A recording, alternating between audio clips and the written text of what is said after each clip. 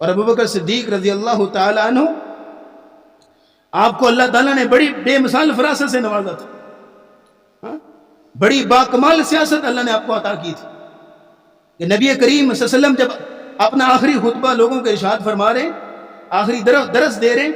تو فرمانے لگے کہ ایک بندے کو اللہ تعالیٰ نے اختیار دیا ہے کہ وہ چاہے دنیا کا انتخاب کرے یا اللہ کا انتخاب کرے، اس نے اللہ کا انتخاب کر لیا ہے۔ ابو بکر صدیق ایک کونے میں بیٹھے رونے لگے، لوگ کہنے لگے اس بوڑھے کو دیکھو، نبی اسلام تو ایک بندے کی بات کر رہے،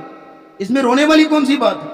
لیکن ابو بکر صدیق رضی اللہ عنہ کو سمجھ گئے تھے کہ یہ کون شخصیت ہے جس کو اللہ اختیار دے سکتے ہیں، وہ صرف رسول اللہ ہی ہے۔ اب رسول اللہ ہم میں زیادہ دیر نہیں رہیں گے،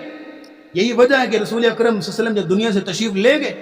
عمر رضی اللہ تعالیٰ عنہ جیسے جلیل القدر صحابی اور جریر اور بہادر اور شجاع آدمی بھی اپنے آپ پہ قابو نہ رکھ سکے، اور اس وقت بھی عمر ابو بکر صدیق رضی اللہ تعالیٰ عنہ کی باکمال سیاست کام آئی۔